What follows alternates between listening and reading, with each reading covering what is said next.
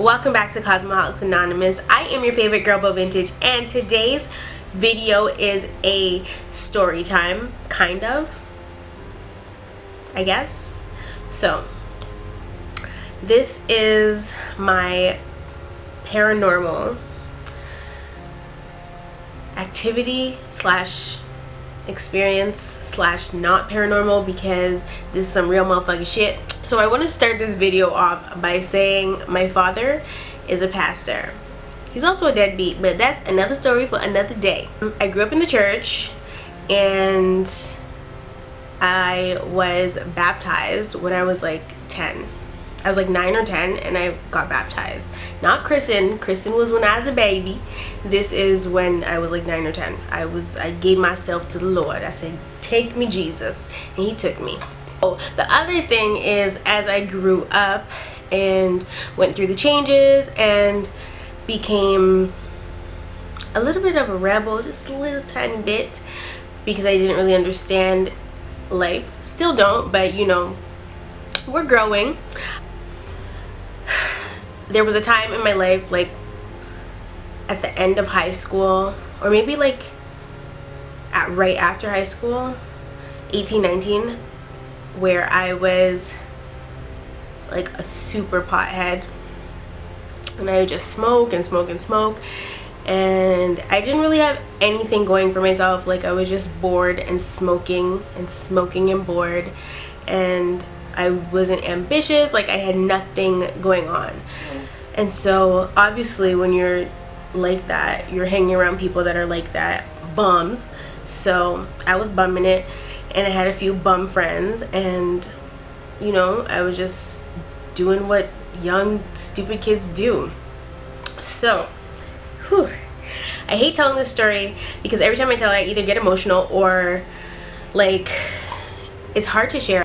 I was originally gonna film this, and then I decided not to, and then I like vodka. She filmed hers, and when she told me, I was like, oh my gosh, I have to film mine.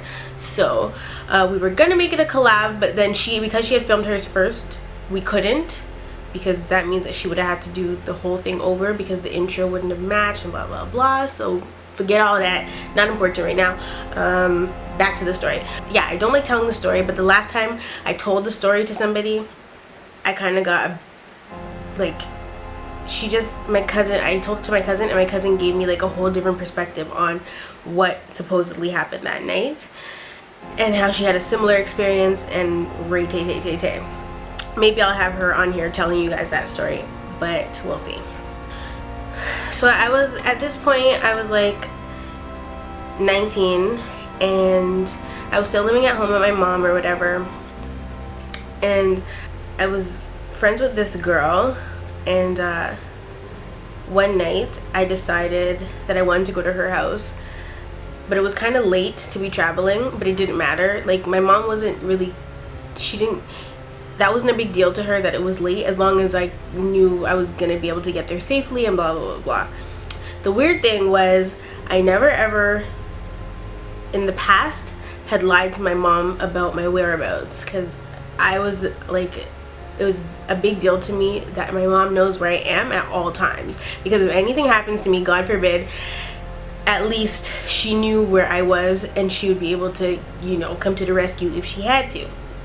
But for some reason, which this should have been warning number 1, I lied about where I was going. I said I was going to a friend's house, but that friend's house that I was going to lived closer than the one that I actually went to. So I go to her house or whatever, and of course we're just thumping down freaking blunts, and there were 2 guys, one guy that she didn't really know, and this next guy that's on like medical marijuana. So his shit was like potent as fuck, and the other guy, we didn't really know him, and he had his own weed or whatever. I've gone there before, and we smoked with the one that's on the medical, but we never smoked with this other guy. So we smoked with him. We were high as hell, like super duper high. I don't even, like, next level high. Anyway, fast forward, we smoked in the stairwell of her building, and then we went back into her apartment. Her mom's home. Her mom doesn't care. Her mom smokes too, all day long.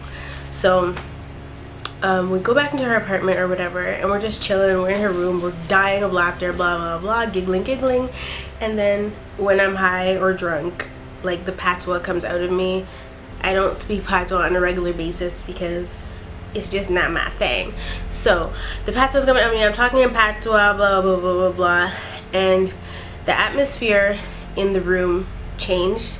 But like I didn't notice until after this bitch freaked out.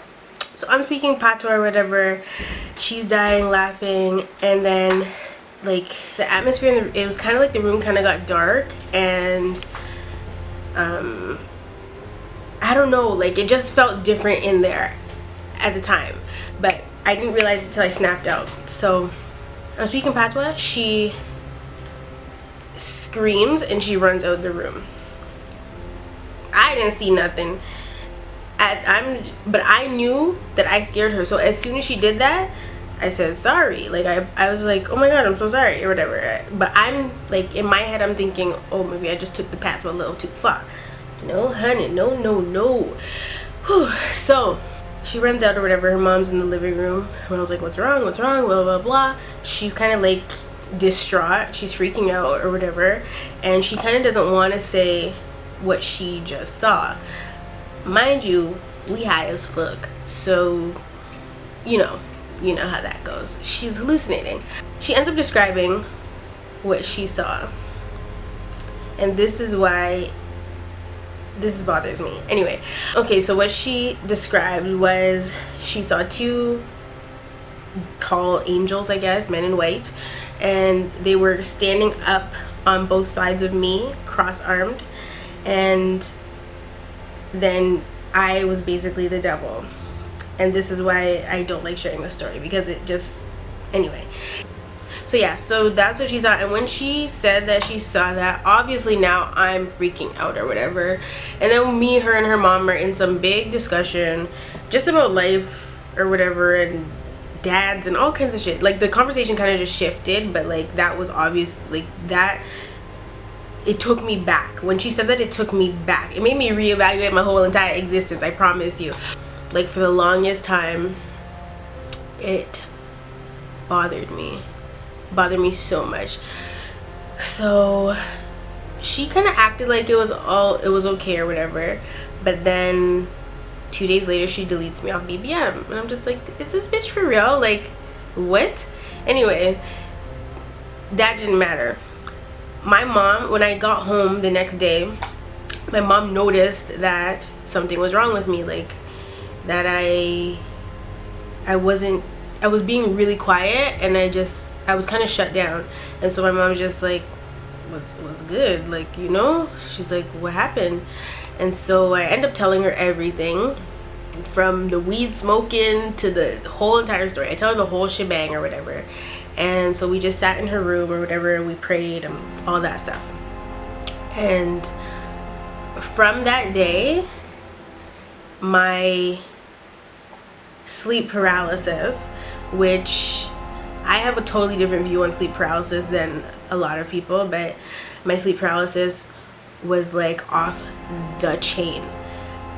When I say off the chain, I mean I had to wait until, and this went on for maybe 2 years, which means it only stopped, I think, the year I met my boyfriend.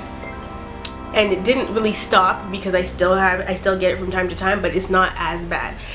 So after that situation happened, my sleep paralysis got real bad, and I had to wait until the sun was in the fucking sky before I would close my eyes and go to bed. I had to sleep with the light on, like I was terrified. And so when I get sleep paralysis, I'm sleeping, and then my dream starts. It's basically a nightmare, but the nightmare is like, it's just demonic. Like the nightmare is just so vivid, and it's just, I hate it.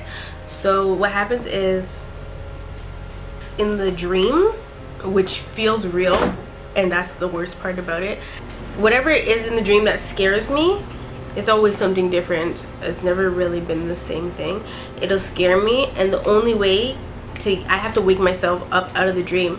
But the catch is that when it comes, I end up paralyzed, and then you're kind of like, when you wake up, you're still paralyzed.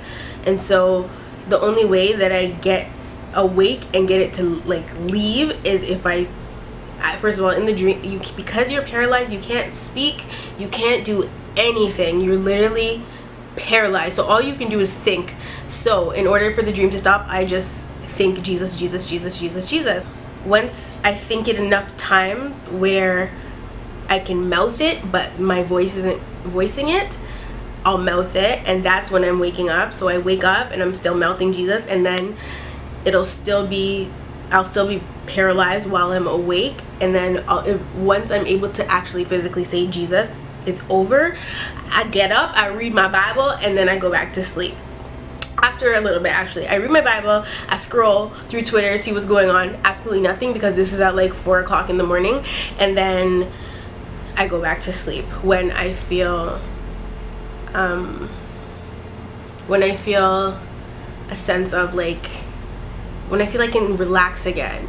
Because like every time it happens, my heart's beating out of my chest. And so for 2 years, that was happening to me like almost every night if I didn't wait for the freaking sun to come up before I went to bed, which sucks, as you can imagine. Luckily, I only had like a part-time job, so it wasn't really messing with my actual life per se, like my day life. It wasn't really messing with me like that, but like, even so, it still happens, but not as often. Like, I can go to bed before the sun comes up. Otherwise, I just wouldn't be functioning. So I don't really know if you can consider this paranormal, because this is some real shit. But yeah, like, I don't know, share your thoughts. If you guys have sleep paralysis, or if you guys have experienced that awakening where you're paralyzed.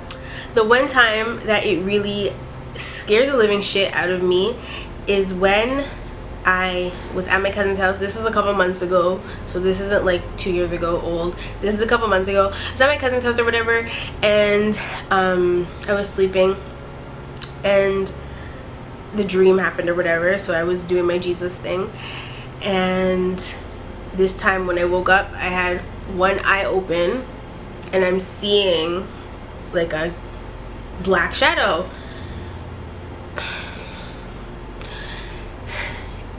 If I can, I don't think I've ever prayed so hard in my life, ever. But that's literally the only thing that can get me through it. So if you are experiencing sleep paralysis, try a prayer, try saying Jesus, and see if it doesn't work. And the reason that I know that this works is because a guy randomly DM'd me one day, which is even weirder. Let me open up my Twitter. I hope I still have the messages. I don't usually delete anything, so let me see. I don't remember his name. Okay, I found the messages. So I don't know, maybe I tweeted something about a bad dream. I don't know what I tweeted. Maybe I didn't tweet, but he messaged me in 2014 in December. That's my mom's birthday, unless it's the 6th month, unless it's June. Anyway, he messaged me and he said, okay, I used to have bad dream because in your sleep devils can attack your mind if you simply case the devil's back to hell and believe it, so watch your dreams change. So he's like, everyday devils come at us through all kinds of ways. We have to pray every day just to maintain a stable mind. And so I was like, that's why I stay praying. Only God makes me feel a certain kind of safe. My dreams are usually weird. He's like, it's no shame in that. We can't make it without him. And I was like, exactly. And I was like, and that's why I like to share my Bible. Oh, that's probably what happened. I shared my Bible verse. I was like, I like to share my Bible verses on Twitter too, because I'm not afraid of showing my faith. And then he's like, mine's too, but mine's is not a word. Mine too. But after I watched the show I Survived, which I don't know what that is, I had a dream. I killed my own brother. That's how the devil works. He gets in your mind. And I was like, but why does the devil choose who he chooses? And that's a crazy ass dream. That's what I said. He's like, you my new friend now. You give me hope, kid. Okay. So then I was like, because he preys on my soul, he stays attacking me. I've had so many sleepless nights, and I'll be racking my brain like, why me, Lord? And then he was just like, because people who knows the truth about good and evil and wants to do right are the people he attacks the most. He knows our... Oh, he knows our... He meant our. He put our. He knows our desires, and he uses that against us. And I was like, I bet you used to smoke a lot of weed, right? And then he said, I remember one night I couldn't sleep. I felt something harassing me. Everything I get into a good sleep, and I would wake right back up. Then I prayed because the devil's back to the pits of hell and away from me. Then I felt right to sleep, no problem. He has a lot of spelling errors. I hate reading spelling errors. Like, the rest of the conversation is basically the same stuff I was just telling you. So anyway, what I forgot to tell you guys is, remember at the beginning of the video when I told you guys that when I was 9 or 10 I was baptized. So if you don't know what baptism is, which you probably do, and if you don't then you can Google it, but basically when you get baptized you give your life to the Lord, you devote your life to the Lord.